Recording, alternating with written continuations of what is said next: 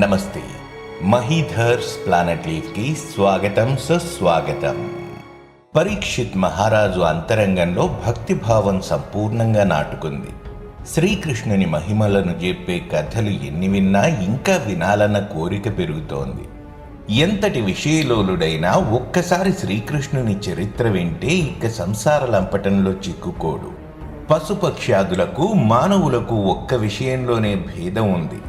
అది చేతులతో భగవంతునికి సేవలు చేయగలగడం, చెవులతో భగవానుని పుణ్యగాథలను వినడం, శిరస్సు వంచి ఆయన పాదపద్మాలకు నమస్కరించడం, కన్నులతో ఆయన దివ్యమంగళ విగ్రహాన్ని దర్శించగలగడం, భక్తుల పాదోదకాన్ని గ్రహించడం, ఇలా ఒక్కటేమిటి, ఈ విధంగా అంగాంగం భగవంతునికై వినియోగించగలగడమే మానవ జన్మకు సాఫల్యం. ఎవరు భగవంతుడిచ్చిన అవయవాలను భగవత్ సేవకు వినియోగించరో అతడు పాపాత్ముడు, కృతజ్ఞుడు అవుతాడు. కావున ఓ మునీంద్ర, నా చివరి ఘడియల వరకు శ్రీహరి సేవలోనే గడపాలని ఉంది. అందుకే ఆయన లీలలను నాకు చెబితే తనివి తీరా వినాలని ఉందన్నాడు. పరీక్షిత్ మహారాజు మాటలకు సుఖమహర్షి ఇలా బదులిచ్చాడు. రాజా, శ్రీకృష్ణుడితో పాటు గురుకులంలో విద్యాభ్యాసం చేసిన చిన్ననాటి స్నేహితుల్లో సుదాముడనేవాడొకడున్నాడు.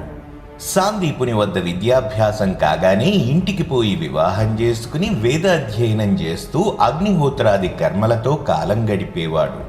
అయాచితంగా లభ్యమయ్యే ద్రవ్యంతో తృప్తిపడి జీవించేవాడు. ఒంటి నిండా గుడ్డకు, కడుపు నిండా తిండికి కూడా ముఖం వాచి ఉండేవాడు. దానికి తోడు గంపెడు పిల్లలు. అతడి భార్య అనుకూలవతి, పరమ పతివ్రత. భర్తను అది కావాలి, ఇది కావాలి అని ఎన్నడూ వేధించేది కాదు. అందువల్ల అతడి జీవితం చాలా సంతోషంగా ఉండేది. అయినా పిల్లలకు కడుపు నిండా పట్టెడన్నం కూడా పెట్టలేకపోతున్నామే అని బాధపడేది ఆమె. అలా బాధపడుతూ ఒకరోజు భర్తతో ఇలా అన్నది. మహాత్మా, కుటుంబ పోషణ రోజురోజుకు భారమైపోతున్నది. పెద్దవాళ్లం మనం ఆకలి బాధకు తట్టుకున్నా పిల్లలు ఆకలితో అలమటించిపోతున్నారు. నాకు ఆలోచన వచ్చింది. అదేమిటంటే, మీకు చిన్ననాటి స్నేహితుడైన శ్రీకృష్ణ పరమాత్మ ఇప్పుడు రాజయ్యాడు కదా. అది కాకుండా ఆయన సాక్షాత్తు లక్ష్మీదేవికి భర్త. ఆయన తన భక్తులన్నా బ్రాహ్మణులన్నా తనకన్నా ఎక్కువగా ప్రేమిస్తాడని విన్నాము. మీరొకసారి వెళ్ళి ఆయన పాదపద్మాలను ఆశ్రయించి మన దారిద్ర్యాన్ని గూర్చి ఆయన చెవిలో పడేస్తే మనకు అంతో ఇంతో సహాయం చేయకపోడు అని సలహా ఇచ్చింది. భార్య మాటలు విన్న సుదాముడు ఇలా అన్నాడు. కళ్యాణి, నువ్వు చెప్పినదంతా బాగానే ఉంది. అతడు ఎప్పుడో చదువుకునే రోజులలో నాకు స్నేహితుడే గాని ఈనాడు అతడు దేశాన్నేలే రాజు. ప్రభువును దర్శించాలంటే ఏదైనా కానుక లేకుండా ఒట్టి చేతులతో వెళితే బాగుంటుందా? ప్రభువుకు సమర్పించుకోదగిన కానుకేదైనా ఉంటే వెతికి తీసుకునిరా. నువ్వు చెప్పినట్లే వెళ్ళి దర్శనం చేసుకుని వస్తాను అని అన్నాడు. భర్త అంగీకరించినందుకే పరమానందం చెందిన ఆ సాధ్వి ఏదైనా దొరకకపోతుందా అని చుట్టుప్రక్కల బ్రాహ్మణుల ఇళ్లకు వెళ్ళి యాచించింది. ఒకరింట్లో 4 పిడికిళ్ల అటుకులు దొరికాయి. వాటిని భర్త పైపంచె కొంగున గట్టి ద్వారకకు సాగనంపింది. సుదాముడు కొన్నాళ్లకు కాలినడకన ద్వారకకు చేరుకున్నాడు. ఇతర బ్రాహ్మణులతో కలిసి అంతఃపురంలోని 3 ద్వారాలు దాటాడు. ఆ తరువాత 16,000 మంది భార్యల భవనాలను దాటుకుంటూ రుక్మిణీదేవి నివాసానికి చేరుకోగలిగాడు. అప్పుడు శ్రీకృష్ణుడు పట్టుపానుపుపై పవళించి ఉండగా రుక్మిణీదేవి ఆయన పాదాలు ఒత్తుతోంది. సుదాముడిని అల్లంత దూరం నుంచి గుర్తుబట్టి చివాలున లేచి ఎదురు వెళ్లి తీసుకువచ్చి తన పట్టుపానుపుపై కూర్చోబెట్టుకున్నాడు. సుదాముడికి అది కలో నిజమో తేల్చుకోలేక కళ్ళ వెంట ఆనంద భాష్పాలు కారుతూ ఉంటే శ్రీకృష్ణుడే చేత్తో తుడిచాడు. పూజా ద్రవ్యాలు తెప్పించి పాదాలు కడిగి ఆ నీటిని నెత్తిన జల్లుకున్నాడు. రుక్మిణీదేవి వెంజామర విసురుతూ ఉంటే కుచేలుడి ప్రక్కన కూర్చుని చిన్ననాటి ముచ్చట్లన్నీ గుర్తు చేసుకున్నారు. ఇదంతా చూస్తున్న పరిచారికలు అవాక్కయ్యారు. ఈ దరిద్రుడు చిరిగిపోయిన గుడ్డలతో అడుక్కు తినేవాడిలా ఉన్నాడు.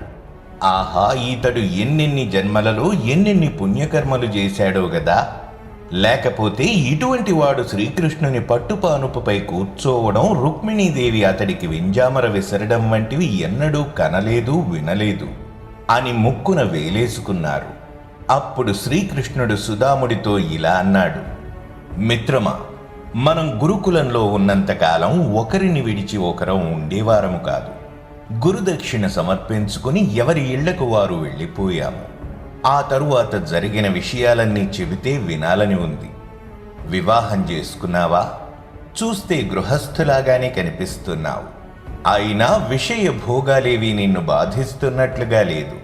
వివాహమైనా కూడా విరక్తితో ఎలా జీవించగలుగుతున్నావు?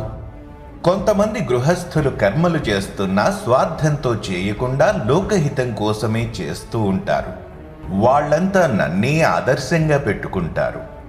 విప్రశ్రేష్ఠుడా, సంసారంలో చిక్కుకోకుండా ఉండాలంటే అందుకు గురుకృప కావాలి. నిజానికి మానవుడికి 3 గురువులుంటారు. మొదటి గురువు జన్మనిచ్చిన తండ్రి, రెండవ గురువు ఉపనయనం చేయించి వేద విద్యకు అర్హత కల్పించేవాడు, ఇక మూడవ గురువు జ్ఞానప్రదాత. అతడు సర్వోత్తముడు, అనగా నా ప్రతిరూపమే. అటువంటి గురువు ఉపదేశాన్ని ఎవరు త్రికరణ శుద్ధిగా ఆచరించి సంసారాన్ని అధిగమిస్తారో అతడే నిజమైన పండితుడు. పండితుడా, గురువులందరికీ గురువునైన నేను జగద్గురువును. అందువల్లనే గురుసేవ అన్ని సేవలలోకి ఉత్తమమైనది. యజ్ఞయాగాల వంటి క్రతువుల కన్నా గురుసేవ తత్పరులనే నేను ఎక్కువగా ఇష్టపడతాను.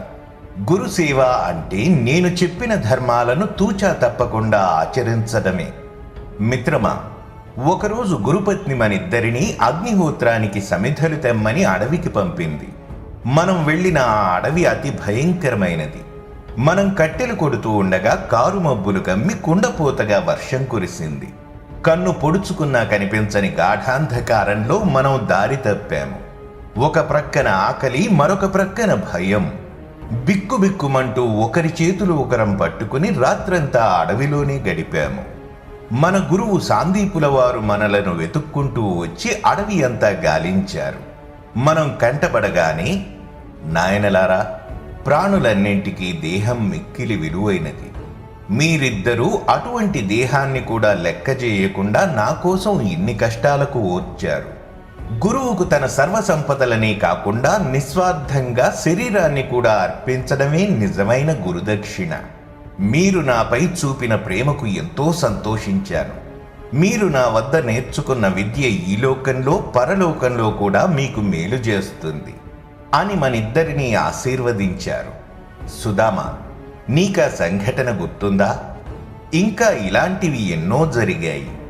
తనువెల్లా పులకరించిపోతుండగా సుదాముడు ఆనందాశ్రువులతో, జగద్గురు దేవదేవ, భక్తుల కోరికలను తీర్చేవాడివైన నీతో గురుకులంలో ఉండటం నా పూర్వజన్మల పుణ్యఫలమని భావిస్తున్నాను. నా జన్మ ధన్యమైపోయింది అని అన్నాడు పరవశించిపోతూ. సర్వప్రాణులలోనూ అంతర్భూతుడిగా ఉంటూ బ్రాహ్మణ హితాన్నే కోరే శ్రీకృష్ణ పరమాత్మ సుదాముడితో ఆ మాట ఈ మాట చెబుతూ సుదాముడిలో ఉన్న బెరుకునంతా పోయేటట్లు చేశాడు. ఆ తరువాత, మిత్రమా, నువ్వు ఎంతో దూరం నుండి వచ్చావు. వస్తూ నాకేదైనా తీసుకుని వచ్చావా? నువ్వు ప్రేమతో ఇచ్చినది పత్రమైనా, ఫలమైనా, పుష్పమైనా, కనీసం ఉద్ధరిణెడు నీళ్ళిచ్చినా సరే సంతోషిస్తాను. కానీ ప్రేమ లేకుండా వస్తువు ఎంత విలువైనదైనా నన్ను సంతోషపెట్టలేదు అని అన్నాడు. పరీక్షిత్ మహారాజా, శ్రీకృష్ణుడన్న ఈ మాటలు సుదాముడిని సిగ్గుతో మరీ కృంగదీశాయి. అప్పుడు శ్రీకృష్ణుడే చొరవ చూపి అతడి చిరుగుల పైపంచెలో కట్టి ఉంచిన మూటను సుతారంగా విప్పాడు. చిరిగిన వస్త్రాలను ధరించినవాడు కాబట్టి సుదాముడికి కుచేలుడనే పేరు స్థిరపడింది. ఆ చిరిగిన పైవస్త్రంలో ఉన్న అటుకులను చూసిన శ్రీకృష్ణుడు బ్రహ్మానందంగా, ఆహా, ఏమి నా భాగ్యం! నా కోసం అటుకులు కానుకగా తెచ్చాడు నా మిత్రుడు. తను ఎన్ని కష్టాలు అనుభవిస్తున్నా ఇంతవరకు నోరు విప్పి నన్నేమీ కోరలేదు. పతివ్రత అయిన భార్య మాటలు విని పిల్లల ఆకలి బాధలు చూడలేక నా వద్దకు వచ్చాడు. ఇప్పుడితడికి సర్వసంపదలను ప్రసాదిస్తాను అని మనస్సులో అనుకుని గుప్పెడటుకులను తీసుకుని నోట్లో పోసుకున్నాడు. రెండవ గుప్పెడు తీసుకోబోతుండగా రుక్మిణీదేవి చెయ్యి పుచ్చుకుని ఆపుతూ, నాథ, మీరు నోటిలో పోసుకున్న ఒక గుప్పెడు అటుకులకి నా సర్వసంపదలు అతడి పరమయ్యాయి. ఇక రెండవ గుప్పెడు కూడా తింటే నేను కూడా ఇతడి అధీనంలో ఉండాల్సి వస్తుంది అని అన్నది. సుధాముడు ఆ రాత్రి శ్రీకృష్ణునితోనే గడిపాడు. శరీరం గాలిలో తేలిపోతున్నట్లనిపించింది. బ్రహ్మానందాన్ని అనుభవించాడు. మరునాడు తన గ్రామానికి ప్రయాణమయ్యాడు. శ్రీకృష్ణుడు కూడా అతడితో ఆ మాట ఈ మాట మాట్లాడుతూ ఊరి చివరిదాకా సాగనంపి వచ్చాడు. కాని ఆ బ్రాహ్మణుడు శ్రీకృష్ణుని ఎటువంటి సహాయాన్ని కోరలేదు. శ్రీకృష్ణుని దర్శనమే పరమ భాగ్యమనుకున్నాడు. పైగా, ఆహా, ఎల్లవేళలా లక్ష్మీదేవిని వక్షస్థలంలో నిలుపుకునే భగవానుడు నన్ను ఆలింగనం చేసుకున్నాడు గదా, దరిద్రుడనైన నేనెక్కడా, పరబ్రహ్మమైన శ్రీకృష్ణుడెక్కడా? తాను రుక్మిణీదేవితో కలిసి శయనించే శయ్యపైన ప్రక్కన కూర్చోబెట్టుకున్నాడు. అంతేకాదు, సాక్షాత్తు రుక్మిణీదేవియే నాకు వింజామర విసిరింది. శ్రీకృష్ణుని పాదపద్మాలను సేవించే వారికి ముక్తి లభిస్తుంది. అటువంటిది శ్రీకృష్ణుడంతటి వాడు నా కాళ్ళు గడిగి ఆ నీటిని నెత్తిన జల్లుకుని పవిత్రుడైనట్లు సంతోషపడిపోయాడు. శ్రీకృష్ణుడు తనను కొలిచిన వారందరికీ సర్వైశ్వర్యాలను ప్రసాదించి పంపుతాడు. నా వంటి దరిద్రునికి సంపదలిస్తే తనను ఎక్కడ మరిచిపోతానోనని నా మేలు కోరి ఉత్తి చేతులతో ఇంటికి పంపుతున్నాడనుకున్నాడు ఆ పిచ్చి బ్రాహ్మణుడు. సుధాముడు ఈ విధంగా ఆలోచిస్తూ ఇంటికి చేరుకున్నాడు. ఇంటి ముందు సూర్యచంద్రులలా వెలిగిపోతున్న విమానాలు నిలబెట్టి ఉన్నాయి. తమ పూరిపాక స్థానంలో ఒక పెద్ద భవనం వెలసింది. ఇంటి ముందు పెద్ద ఉద్యానవనం, ఖరీదైన దుస్తులను ధరించిన స్త్రీ పురుష నౌకర్లు ఇంటి నిండా బిలబిలా తిరుగుతూ పని పాటలలో మునిగిపోయారు. వారంతా సుధాముణ్ణి గుర్తుపట్టారు. యజమానికి చేయాల్సిన మర్యాదలన్నీ చేశారు. సుధాముడికి అంతా అయోమయంగా ఉంది. తాను ద్వారకకు పోయినప్పుడు పూరిపాక స్థానంలో పెద్ద భవనం వెలసింది. నౌకర్లంతా సంగీత వాద్యాలతో బ్రాహ్మణునికి స్వాగతం పలికారు. ఇంతలో భార్య ఎదురు వచ్చింది. ఆమె అలంకారాలతో సాక్షాత్తు లక్ష్మీదేవిలా ఉంది. భార్యను చూసి ఇంకా ఆశ్చర్యపోయాడు. ఇల్లంతా భోగ వస్తువులతో నిండిపోయింది. ఇదంతా శ్రీకృష్ణుని మహిమేనని అర్థమైంది. వానదేవుడు సమయం వస్తే అడగకుండా వర్షిస్తాడు. అలాగే శ్రీకృష్ణుడు పట్టెడటుకులు తిని ఇంతటి భాగ్యాన్ని ప్రసాదించాడు గదా అని అనుకుంటూ శ్రీకృష్ణుని మనస్సులోనే అనేక విధాలుగా స్తుతించాడు. సుధాముడు ఈ విధంగా ఆలోచిస్తూ మనస్సును శ్రీకృష్ణుని యందే స్థిరంగా నిలిపి విషయలంపటుడు కాకుండా భార్యాబిడ్డలతో సుఖంగా జీవించాడు. సకల బ్రహ్మాండ నాయకుడైన శ్రీకృష్ణుడు బ్రాహ్మణుల ఎడల దైవీభావం కలిగి ఉండేవాడు. బ్రాహ్మణుల కన్నా పరమదైవం మరొకడు లేడని శ్రీకృష్ణ పరబ్రహ్మ లోకానికి చాటి చెప్పాడు. ఈ విధంగా సుధాముడు సకల భోగాలను అనుభవిస్తున్నా ఏ భోగంపైన కోరిక లేనివాడై శ్రీకృష్ణుడి పాదపద్మాలని ఆశ్రయించి పరమ భక్తుడై భగవద్దాస్యాన్ని పొందగలిగాడు. కృష్ణం వందే జగద్గురుం.